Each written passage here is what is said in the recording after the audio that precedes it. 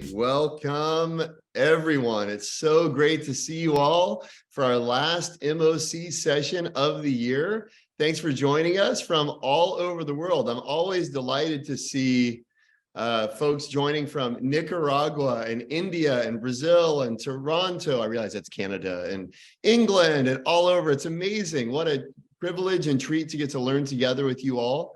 Thanks for making the time to sharpen your creative practice. And I just consider myself a front row student in this amazing classroom.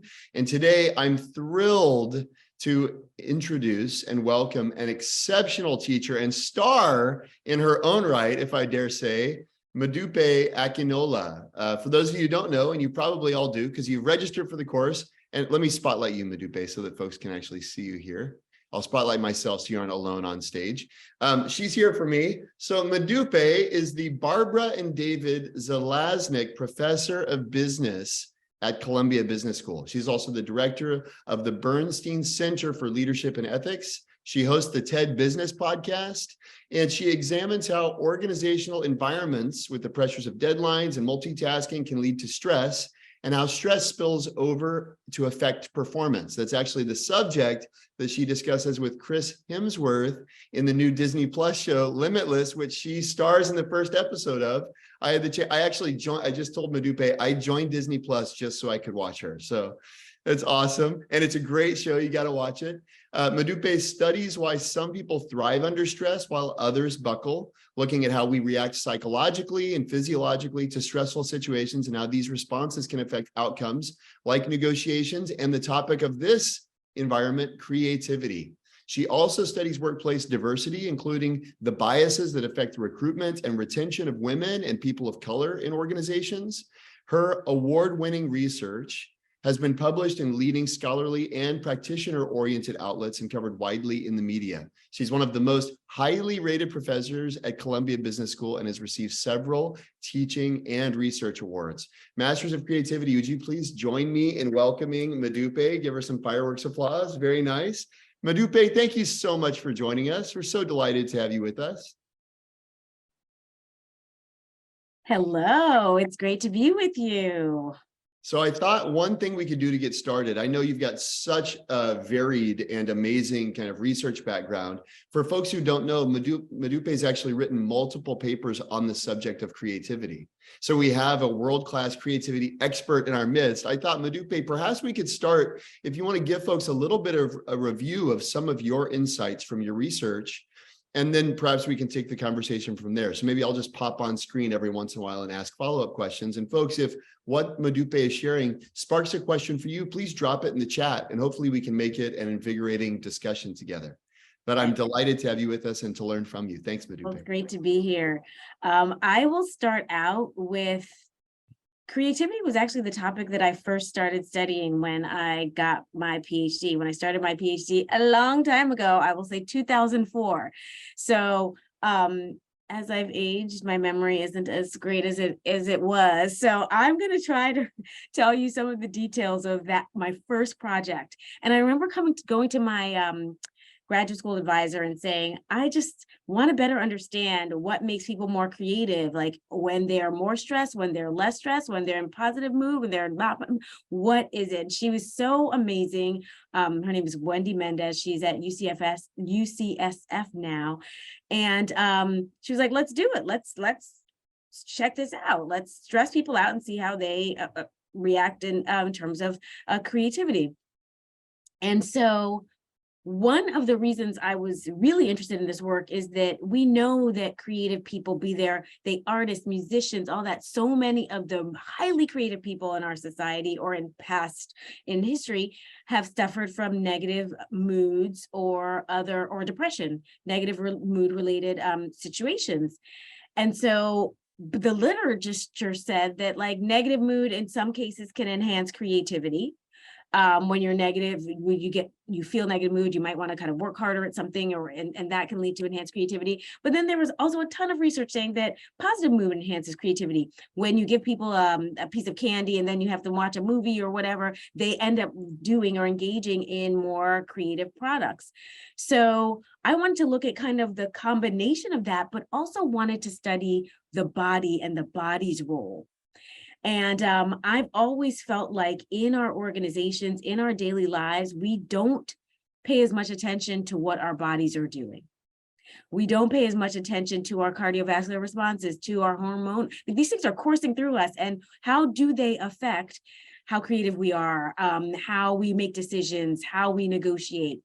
So what we did in this study was we had people give us a saliva sample that we assayed for the hormone DHEAS, dehydroepiandrosterone. And here's why. Remember, I said that many creative people study for negative mood or related disorders or depression, suffer from that. And DHEA has been known to be a hormone that is linked to being vulnerable to experiencing negative situations. There was tons of research that people who suffered from negative mood and negative mood related disorders had low DHEA. So that was very interesting to us. And so there's also work when you look at these creative people that showed that when they were experiencing negative situations, they were the most creative. So when, I don't remember which artist it was, but, you know, his brother wasn't speaking to him, lost a partner, and that's when he created, the Van Gogh actually created Starry, Starry Night or something like that. And so we were like, well, what is the combination then of being vulnerable to experiencing negative mood and then experiencing a negative mood triggering situation and then being creative? So got a saliva sample, assayed it for the hormone DHEAS, which I mentioned is linked to vulnerability, then exposed them to a stressful situation. They had to give a speech in front of two people who were asking them questions about what their dream job was and things like that. For half of the people, we had these interviewers display negative mood, just looked at them like they were actually bored or were like, I'm not sure what you're talking about. You could be more clear. Other half gave them positive feedback. You're doing a great job. Keep going, whatever. Then afterwards, we had them create collages. We just gave them paper, white piece of paper, you know, felt and colored piece of paper and glue and glitter, whatever. And we're like, make whatever you want. And we had experienced artists rate each of these collages on their creativity. We ended up finding that those who were low in DHEAS, that is vulnerable to experiencing negative mood, and got that negative feedback from those interviewers, made the most creative collages. And when we tried to better understand why, we also measured their mood, their positive mood and negative mood before and after the negative feedback and the positive feedback also later on. And we found that when you were low in DHEAS, you experienced negative mood. And then those who experienced greater increases in negative mood were the ones who were most creative. So there's something about this creativity in some ways maybe being like an outlet to that mood, to that negative mood, an opportunity to repair that mood, to engage in more effort. And it's almost like the people who experienced the negative feedback were like, wait a minute, what can I do to go above and beyond to make this thing as amazing, versus the positive mood people where they were like, this is fine. I mean, when we even examined the collages, you saw people like rip up these pieces and create a beautiful flower, all that. So that was our key finding. And it's just a reminder that negative can be okay.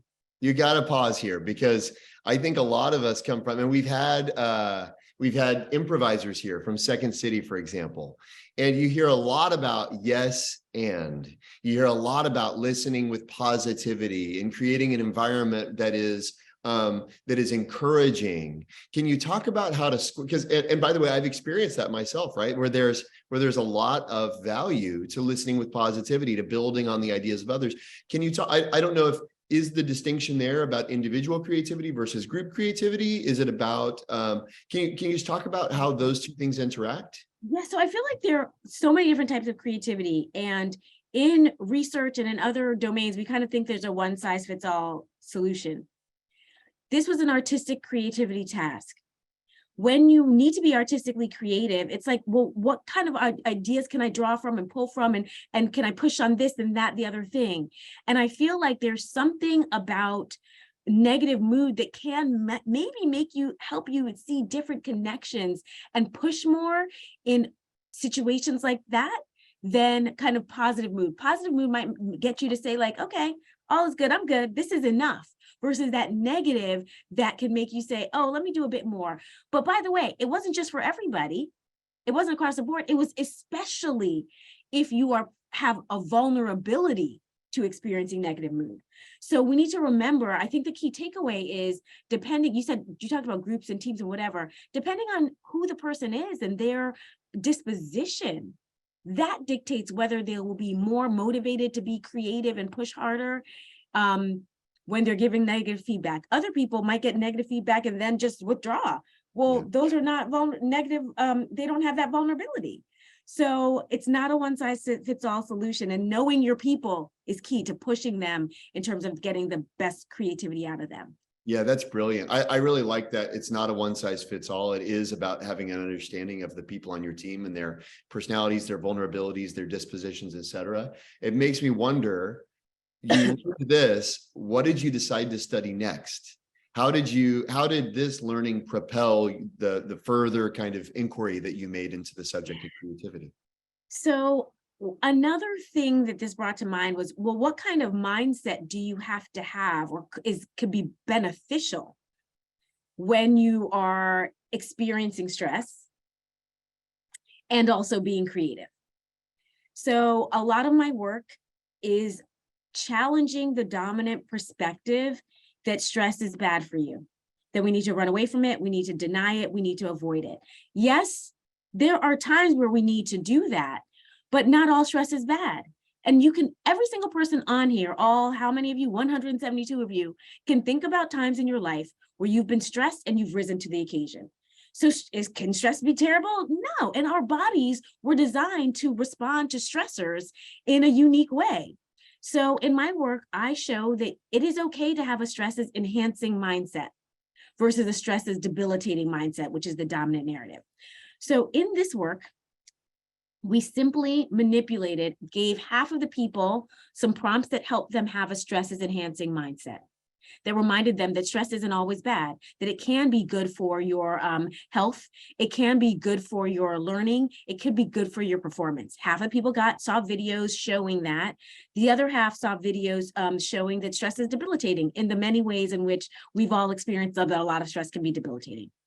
Then we engaged, again, had them do a similar type of stressor. Giving a speech is a stressful thing. So it often induces the kind of physiology and the emotions that you would want people to experience when that mirrors the experience of stress. So did this similar type of speech, evaluators, all that. And then they engaged in a creative task. This task was more like a creative cognitive flexibility task. It's called the alternative uses task, where you have to figure out what are the different uses of a toothpick? What could you make out of that? Or of a paperclip, or of a brick, or whatever. We found that people who had a stresses enhancing mindset, even when they got the negative or positive feedback, they ended up being more creative, came up with more creative uses. So there's something about this mindset, about acknowledging your stress, kind of welcoming it, knowing that it exists, that can, again, help you in being more thoughtful, being more novel, coming up with more unique ideas. So that was the next piece. Another thing that we found in that research is that people with a stresses enhancing mindset had more positive mood. And then we exposed them to this a type of tasks where you can attend to positive things and negative things, and found that they were more attentive to the positives in the environment. So this is just a reminder that your mindset can shape your experience with stress in a unique way that can indeed be beneficial for performance. And are there, and I'm asking this question having watched you in Limitless recently, so I kind of know a little bit of the answer, I think.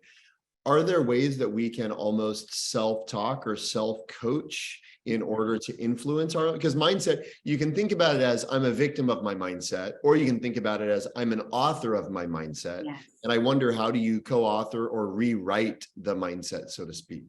I love that. I am an author of my mindset. I can engage in agency to change the things that come into my head and how I address them. And you mentioned kind of positive self-talk is so critical in terms of being present with your stress. What is positive self-talk? Well, the moment you say, okay, I'll give an example of, or actually someone put in the chat, something that's stressing you out. I think that's more fun. What's something that's stressful for you that's coming up, or that your finals, yes, final exams. You can either say to yourself, oh my gosh, I'm such an idiot. I didn't study enough and I'm not going to do well in this exam. Or you can say, you know, given the constraints that I've had on myself, I've engaged in as much as I can in preparation, and hopefully I'll be able to do my best. That is telling yourself, instead of that kind of negative cycle we get in, reminding yourself that you're okay, it's okay, and being gentle with yourself. So positive self-talk is one of the ways in which to lead us to more of a stresses enhancing mindset. It's also acknowledging your stress. Acknowledge it. Sometimes we tell ourselves, no, you're not stressed. One thing that friends do the most, which I'm trying to get my friends and colleagues not to do, the moment you say you're stressed, people often say, oh, don't be stressed. No, you shouldn't be. What about saying, oh, you are? Yeah, stress is something that we typically experience. That's okay. You know, what do you need? How can I help you? Instead of like, don't worry about it. No, don't tell me not to worry about it. I'm worrying about it. The more you tell me not to worry about it, the more I'm going to worry about it. So acknowledging that these stressful situations exist is the first step. And then when I say acknowledge, what are your typical emotional reactions to stress? What are your behaviors? What does your body usually do? If you Almost know what you're that, saying is being aware of yourself, like having those aren't rhetorical questions. You're saying take an inventory so yes, that you can start to identify the signs of stress rather than, before it's too late, perhaps. take an inventory so that you can know what you need and you can figure out how to intervene, what interventions you need, instead of just then wallowing in your stress cycle, your negative stress cycle. Okay. So I'll add the two other things that we talk about in having a stresses enhancing mindset. And I have to give a shout out to my collaborator who is also at Stanford, Aaliyah Crum. She's in the psychology department and I adore her. Acknowledge stress, which we talked about. Welcome it. Welcome it. There are times where we are ultimately stressed because there's something we care about.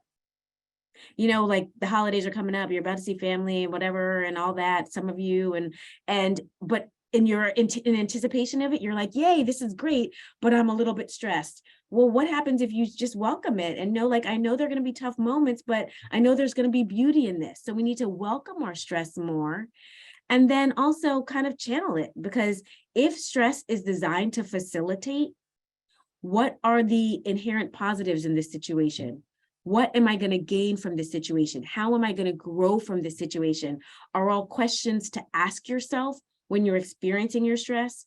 In the Chris Hemsworth docuseries, I tell him, and I tell you too, to date your stress. Get to know your stress like you would want to know a partner. Open the door for your stress, because then you can figure out what to do about it, how to address it. Oh, I love that. I loved that line. I forgot it. Thank you for reminding me of it. Date your stress. I remember him going, date my stress, but get to know it. That's great. That's great. Yes. So, okay. So now I don't necessarily want to shift gears, but it's an interesting question because I know the next bit of your research has to do with not going through. Because stress, and I think encouraging someone, I love what you said, by the way, about not saying, don't be stressed, but saying, how can I help? About saying, you can do this, about kind of helping someone channel it. I also know that some of your research suggests that sometimes the most productive strategy isn't to continue in the same direction.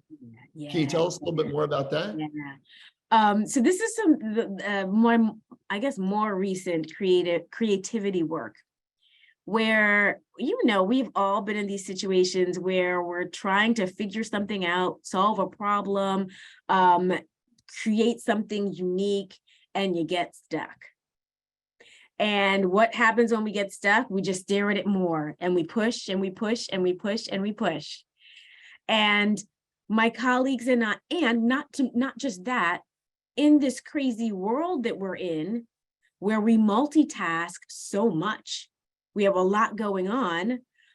The question becomes, should we keep and stay focused? Because we're told don't multitask, stay focused on the thing, or should we do different things to get us unstuck? It was an empirical question. Is it okay to stay with something or to switch tasks to generate that creativity? So we wanted to test that. And so we gave people some creative tasks, and we put them in 3 different situations, or we manipulated whether we told them at the switch to the other task at your discretion. So we gave them 2 creative tasks. And for half of the people, or no, a third of the people, we said, continually switch between the tasks. Another third of the people, we said, switch at the midpoint of the time period we give you. And the other third, we said, do whatever you want.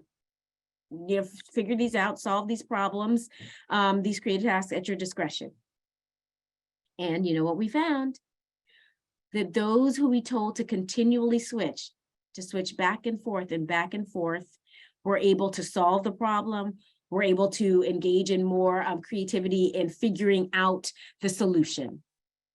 That's what does it mean? So you see the look on my expression, continual switching. Can you define that for us? And if I'm going to tell myself, by the way, if I'm going to pull a Modupe on myself, yes. What am I telling myself when I'm saying continuously switch? Because you hear a lot about the value of deep work, the value of focus. So what does it look like to continually switch practically? It looks like, let's say that you are working on, what's something you're working on now? What are 2 things you're working on? Let's see. One thing I'm working, edits to an HBR article, actually. Okay. If they'll ever accept it, we'll see. Yes, they will. Positive self-talk. No. Okay, so you're working on editing an HBR article, Yep. and then I'm sure you have some other writing project you're doing too. Yeah, of course, always. What our research suggests and shows that if you bake in time to work on both, and you can figure out, in this case, what the frequency with which you switch is, but the more frequently you switch between them, the better.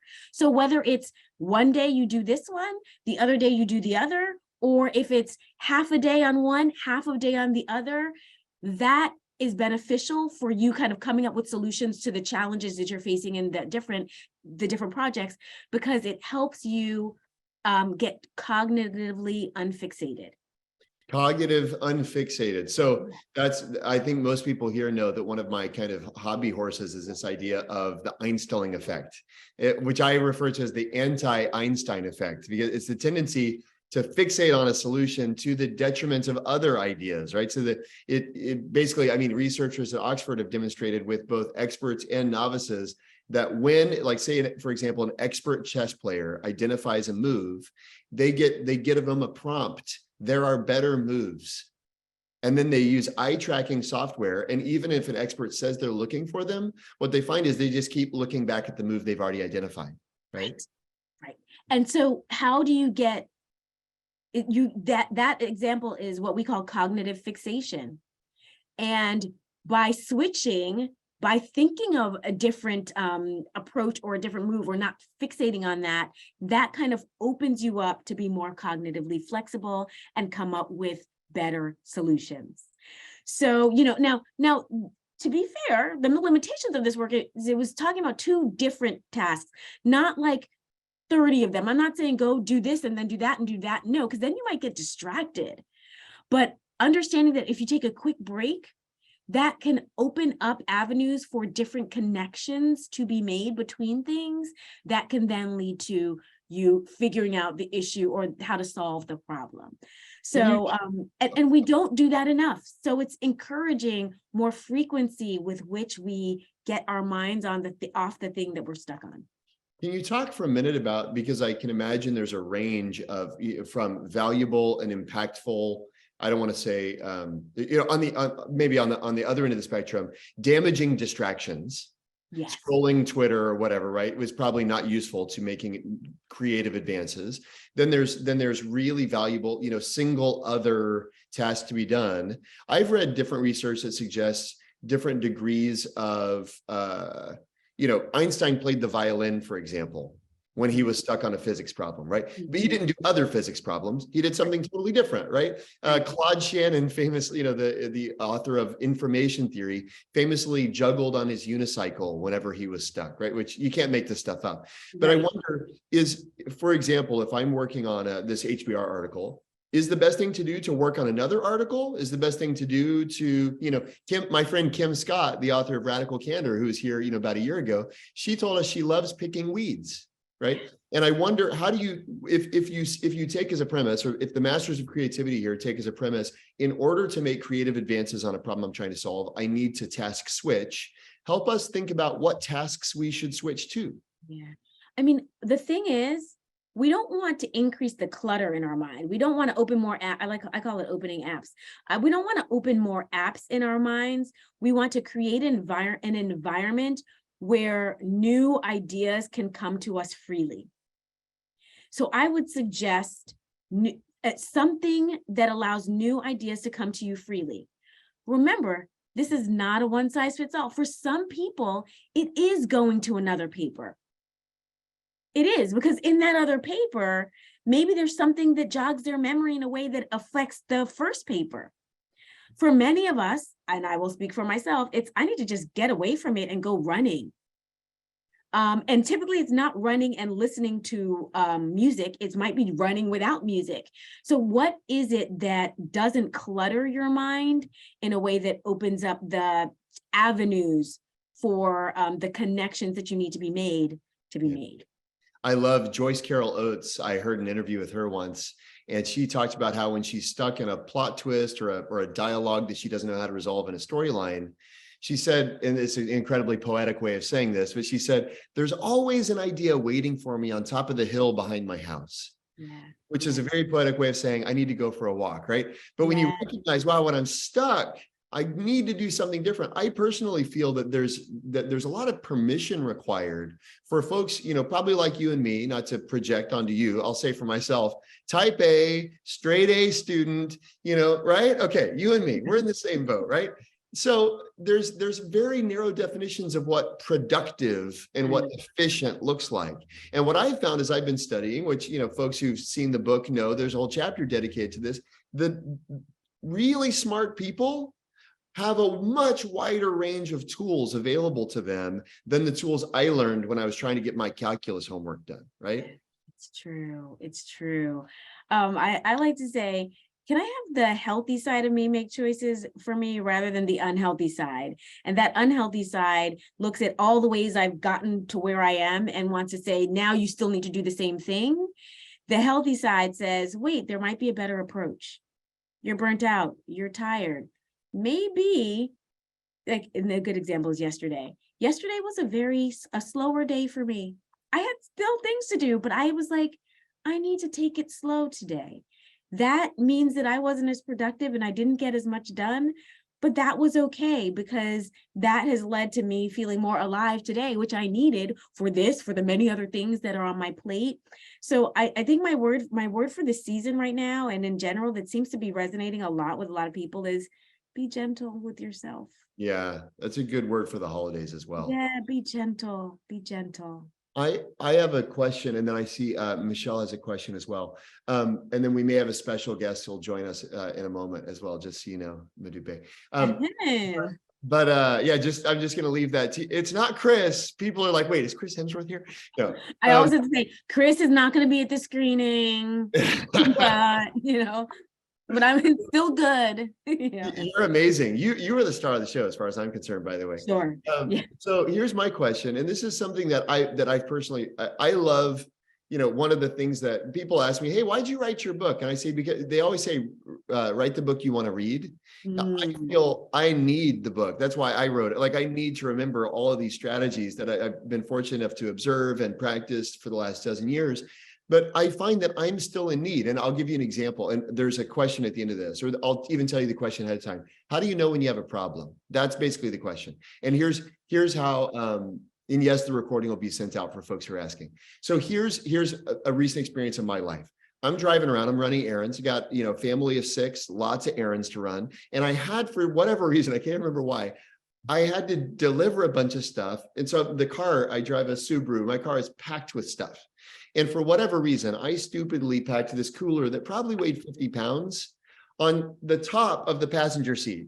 It's like a Jenga brick of death, okay? And so every time I turn right, this 50-pound thing is like slamming on my shoulder. And I go, in my mind, it's like, I got a 45-minute drive here. This is basically therapy in front of, 200 of my closest friends. I go, I got an hour-long drive here. I'm kind of jamming my elbow into it. And then I'm honestly thinking, am I going to damage my rotator cuff? Then my brother calls. My brother's a construction and roofing worker in Texas. My brother calls and I answer. I got headphones in and I'm driving and we're just chatting, kind of catching up on family life and everything. And about 5 minutes in, as only a brother can do, he goes, "Hey, dude, why do you keep grunting?" And I go, "Well, because every time I turn right, this cooler just slamming into my shoulder." And he just said, like, "Have you tried buckling it in?" And it was this, I can't tell you, Modupe, how illuminating. I actually took a photo in my car because when I buckled the thing in, and he said, when I'm in my truck and I get a bunch of gear, I buckle it in so it doesn't roll around. It was such a profound, obvious thing for me. And I had a few thoughts. One, there's an entire chapter in my own book on the value of different perspectives, right? So if anybody knows, the professor of creativity should know to ask. My problem was I didn't even realize I had a problem. Yeah. And to me, and that's something that I've really been kind of, and what's funny is actually I talked to my brother the other day because I mentioned this on a podcast. He said, "Hey, I heard you say that." He goes, "What's funny is for me, I almost felt stupid saying it because it was so obvious to me that you should buckle this thing that I figured surely he's already tried that, right?" But anyway, which is to say, the solution that's obvious to what, that's the beauty of collaboration, right? But for me, going all full circle, how do you know when you have a problem? Because to me, if my brother hadn't been bold enough to ask me why I was grunting, I would have endured an hour of pain when I really could have solved the problem in 1 minute. Do you have any thoughts about that? Oh, so many come to mind. One is, it's a reminder that we push through a lot of pain. You have a high pain tolerance. We all do, and we will just burrow through it. And what I'm trying to do for myself is to recognize it. So maybe the problem is your high pain tolerance. So now noticing when you are tolerating something that you probably shouldn't be. That's when, like, the same thing, that's the whole idea around acknowledging your stress. Yeah. And knowing what your emotions are and knowing what your behaviors are and knowing how your body responds. When you get a migraine and your migraine is your physiological response, yes, take your medicine, but also pause and say, what am I stressed about? Yeah, that's huge. When you're not sleeping and your stomach hurts, don't just say it's the virus going around. There is one, and say, wait a minute, is there something else that could be happening? What am I stressed about? And I find that when I do that, then sometimes just like tears will come because it's like, oh my gosh, I am stressed. It's like giving yourself permission to not push through and to just be present with whatever it is that you're running through, because that is my dominant tendency, to run through it and to just do it. So the inventory, being present is actually a really interesting thing there, because the tendency is my mind's already where I'm going, right? And so the pain that I'm dealing with is that, and this is a good metaphor actually for probably a lot of things, but the actual physical pain I was experiencing in that moment, I'm not present for it because I'm unpacking the car, I'm doing all this other stuff. And we're probably metaphorically unpacking our car. We're dealing with some other problem rather than the thing that we actually need to be solving for. Yes, you captured it right there. And that's the hardest thing, I think, to be present with stuff. I've also noticed I dread a lot of things. I'm trying to work on not dreading things, because that means that I'm not present with what is going on. And my head is already towards like the thing I have to do later, especially this holiday season. You're like, I really don't want to go to that gathering, but I have to go. And then you go and you have an amazing time. What a waste of time and energy to be dreading X, Y, and Z thing. Yeah. So, but yeah, being able to say, okay, let me be present. And that's where, one of the things I talk about in general is breathing. One of the things that resets me to help me is the moment I feel myself there and not here, I just take some breaths. Yeah, I love the box breathing technique that you teach Chris Hemsworth let's not give it away, so people actually have to get a Disney Plus subscription. But I have Modupe, I have a special guest who I wanted to introduce.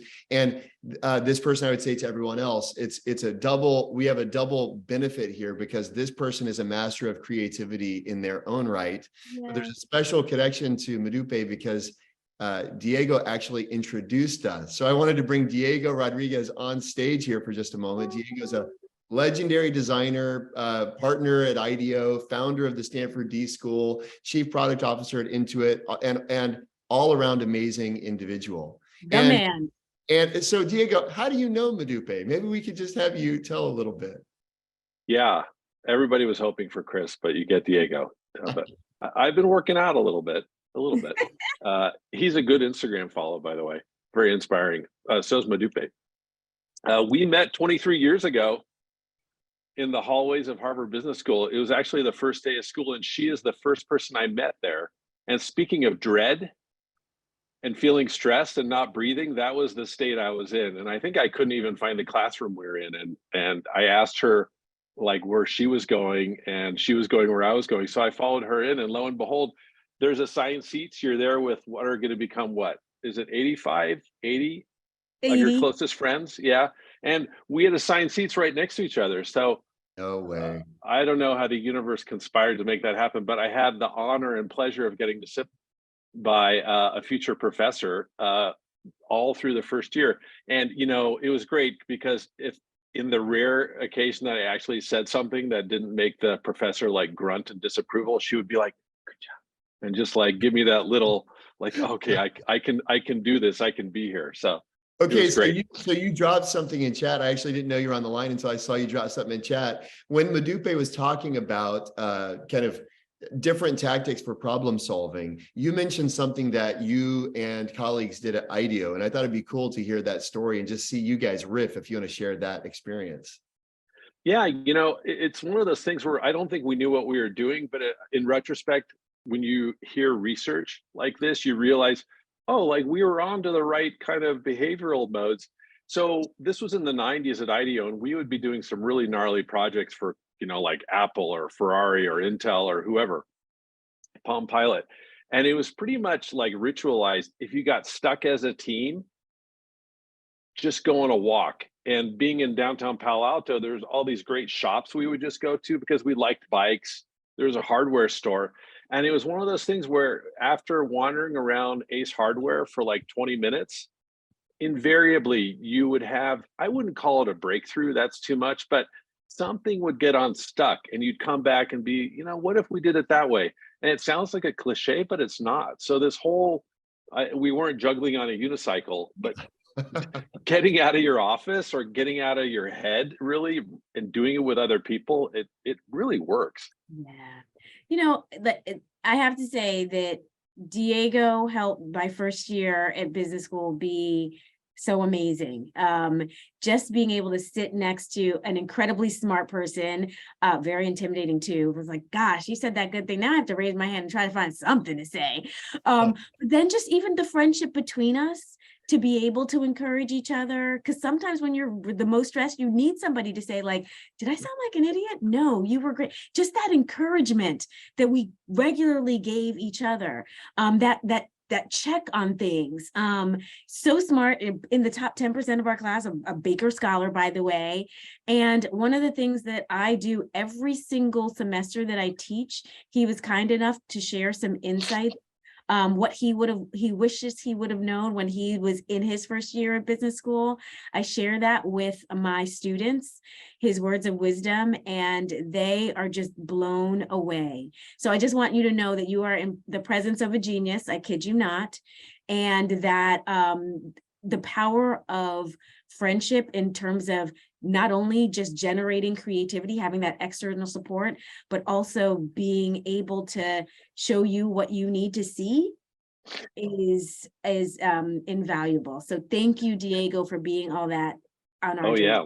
Well, thanks for letting me join the show here. And I just want to say, yeah, I think as I go through life, more and more you realize that friends and family and the people around you can help you deal with stress. Not just deal with it, but as you were saying, turn it into something that's going to make you a better human being, And I know people who just ran a New York Marathon, and I'm sure you had people there planted to help you like get through the wall, right? Because it does take a village. So Yeah.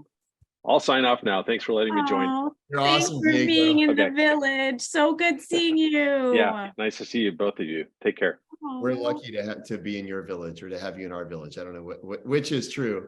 Hey, I have another question here, Modupe, from Michelle. I don't know, Michelle, if you're willing to come on stage. I tried to text you here, and now I'm finding your question. But you had a great question. You said, what guidelines do you offer? So Modupe, this for you. What guidelines do you offer for distinguishing between reframing stress and noticing when some other root cause of stress needs to be changed, and the feeling of stress is a beneficial sign of a problem? Yeah. Oh, yeah. No, I first of all, I do think that the feeling of stress is a beneficial sign of something. And the question is it a problem or not? One of the things I did with as part of the press tour, I had some journalists go on like a really, really high building and have to do something very scary. And many of them were scared of heights and all this. And I had to tell them, like, when your heart kind of, when your stomach, what is that expression? Stomach jumps? I don't know. Your heart's beating hard, your stomach turns. That is your body saying, oh my gosh, do I need to be stressed out about something? It's protecting you. So what if we said, first, thank you for that. That's helpful, because it's my body's telling me, watch out.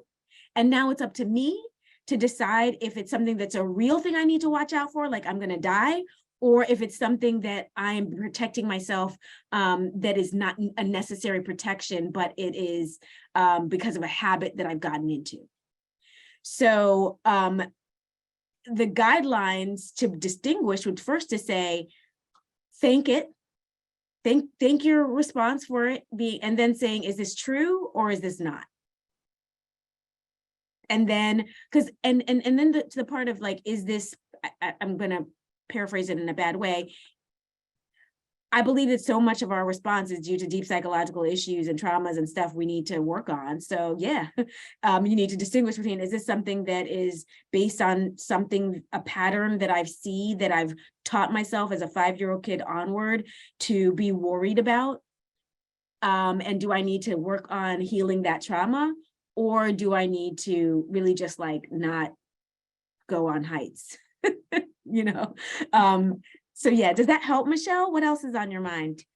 Yeah, thank you for that. It does help, because I think at the core of that question for me is, I find myself in stressful situations or people I'm working with. And one of the things they're often trying to discern, or that I'm trying to discern myself, is, when is this really just a situation that I need to reframe?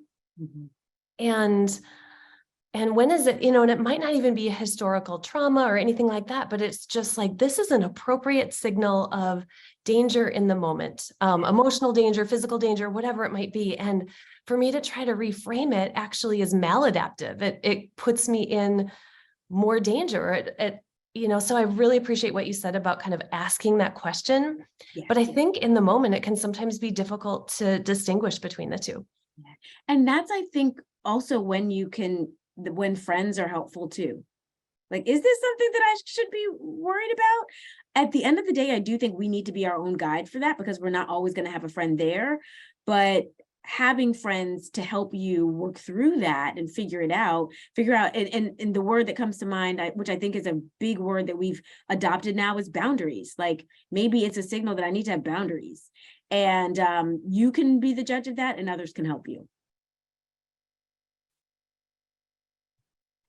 My pleasure. My pleasure. I wanted to see, I was trying to connect with Jasmine as well. Sorry, here, Michelle, I'll pop you off the screen. You're going, okay, I'm just sitting here. Sorry. And I'm muted, so I can't say anything. Yeah, exactly. We saw the thumbs up, Michelle. We got it. That's good. That's good. Roy is he is a longtime member of the community. He asked a really cool question here. How much of this is innate versus some sort of perception or choice? He said, having teenagers, I can see what I'd call a genetic difference between how each of them deal with stressors in their lives. I think it's a combination of nature and nurture, right? Because I do think some people are just better at dealing with some of these things. But that doesn't mean that the rest of the world can't train themselves to be what you need to be.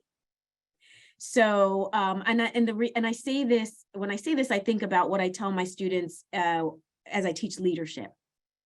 That yes, there are some people who are just better communicators. They came out the womb chit-chatting, and they're gonna be good at it. And others who can become it. And so how do you and we're all gonna have our strengths and our weaknesses. So how do we make sure to identify what those are, and then practice, and to build the ability to be better in the areas where where we're weak. And that's what makes us human. That's what makes us human.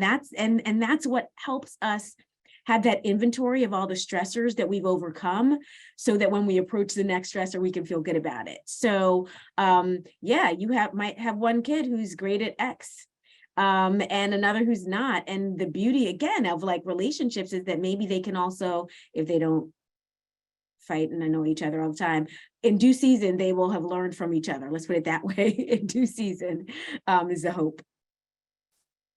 You know, you say in due season, I couldn't help but think about the season in which we find ourselves, which is the end of the year. And I wondered, is there any kind of, I don't know, I don't have the right verbiage for this, so I'm just winging it, but stress kind of inventory or stress debrief, or is there any kind of activity that you'd recommend folks engage on with some sort of frequency or regularity, be it New Year's or otherwise, that might help be more resilient and more effective, you know, in the year ahead? Well, one thing I hate starting in this place, because Diego knows, like, I'm really not a Zen woo-woo person. I'm not. But what I've learned over time is that helps me to be the person I want to be. And so what I do for myself, which might not work for others, is I take the time and the space to just be still and really just sit with myself. Now, I do it in an extreme way. I am not recommending others do this, but I do 10-day silent meditations. I'm about to leave next Friday for 10 days where I talk to nobody. It's 100 people will be there, not talking to anybody. And just that allows me to just decompress, think through my purpose. Stuff comes up, just empty the noise. I don't think about email. I don't have my laptop. I don't have my phone. All I do is eat, sleep, and meditate. And that helps me to be the loving, kind person that I desire to be, although I feel often at that too. So whatever it is for you, even if it's a day, if it's an hour, if it's 15 minutes, take a moment to just pause and try to empty in whatever way works for you. Then the other thing I do, and that might not be your thing, that's all right. Whatever helps you to be introspective, do that. Then I come up with a word for the year. This has been my favorite thing. I come up with a word that captures how I want to walk through life in the year. You know, the resolutions are hard. I just find that coming up with a word at least is an easy thing that anyone can do. And it helps you manifest that spirit and that energy. And I will share my word for last year, this year was amazement.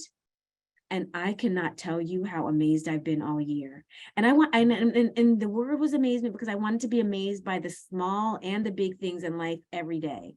I wanted to like look out and see the leaves and be like, oh, it's fall, the leaves are changing. That's amazing. That's amazing.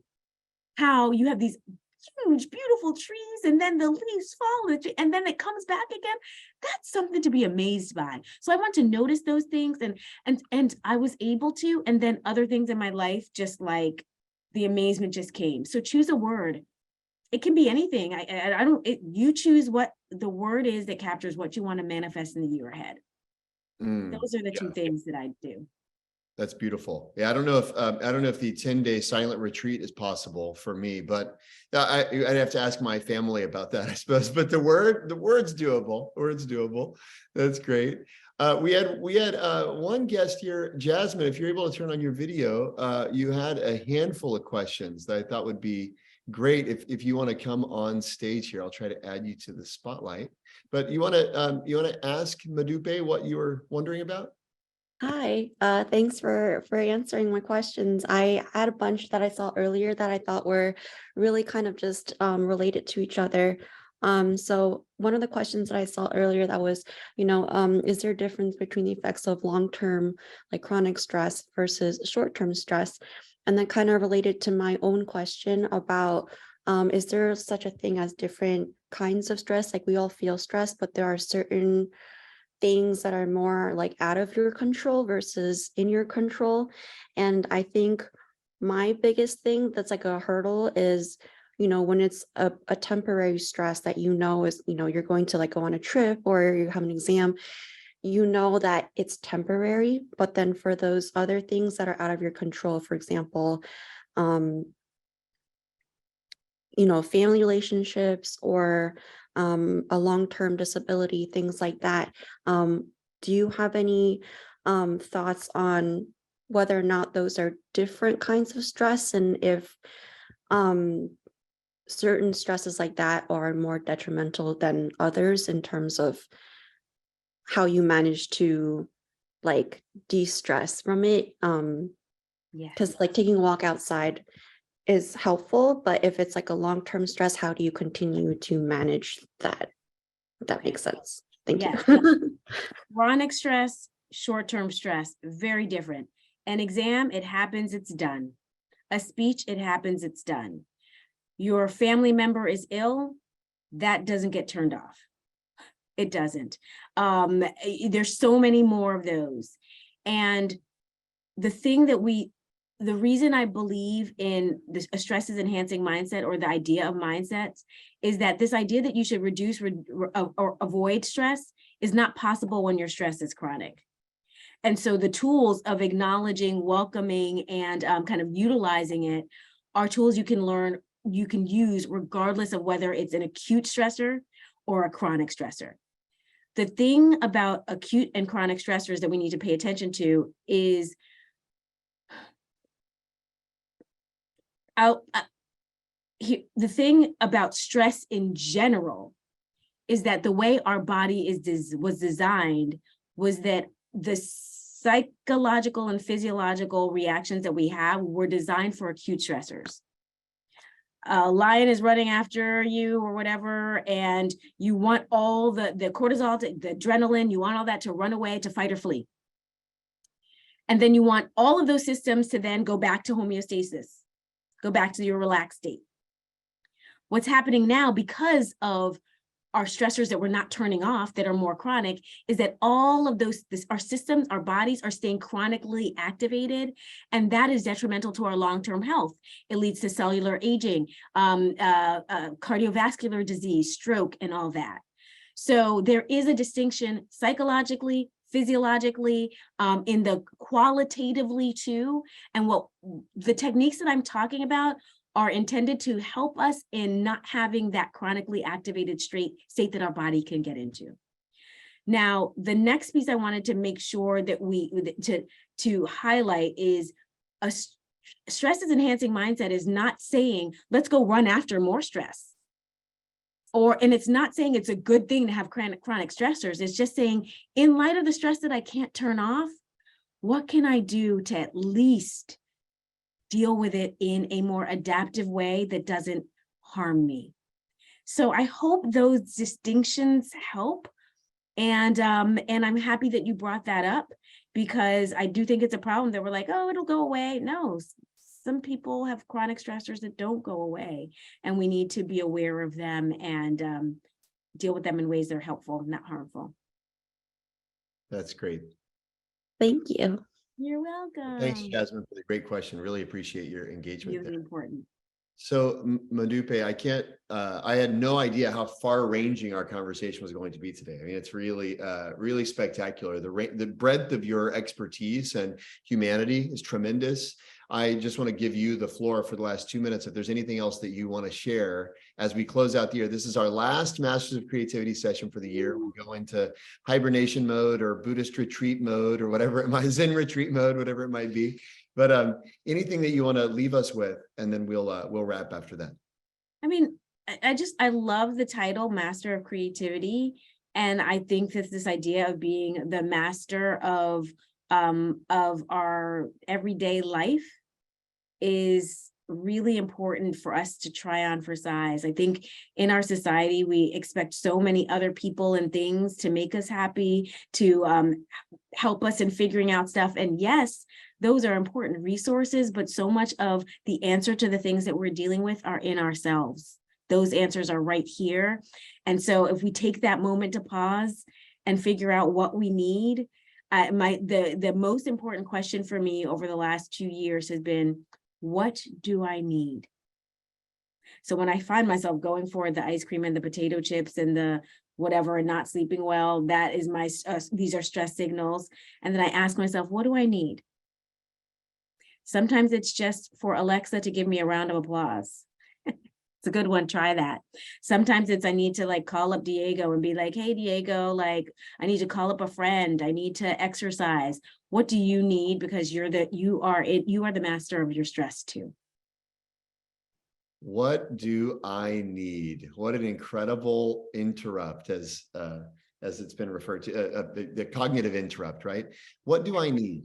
I am deeply grateful for the time that you've given us today. I know, Modupe, your schedule is packed, and I know that you've got an amazing 10 days ahead. So thanks for spending time with us. Folks, if you haven't had a chance to do so, go check out Limitless. It's awesome. And you'll hear you'll hear rhymes and melodies of what Modupe shared with us today in a very specific, practical context. I think, there are times Modupe, my wife said at one point, I can't watch this. It's so stressful, so it doesn't. I felt that in the moment sometimes. I was like, oh my God, my little baby Chris, is he gonna be okay? No. No, but it's great. It triggers kind of this empathetic response, but you really find yourself going, I need to box breathe right now. She's telling him to do it. I got to do it. Right. So it's a great way. If you just want to try on some of these tools in a very kind of compartmentalized setting, not that many of us need compartments for stress, but give it a try. It's really, really lovely. And I'm deeply thankful. Thank you, Diego, for making the introduction to today. Thanks for joining us today. And thank you everyone for being here. It's a tremendous gift to get to learn with this community. And I'm looking forward to more opportunities in 2023. Until then, have a wonderful holiday season. And we'll see you. Happy holidays. Thank you all. Bye, everyone. Thank you. Thanks for having me. Really appreciate it. My pleasure. Thank you.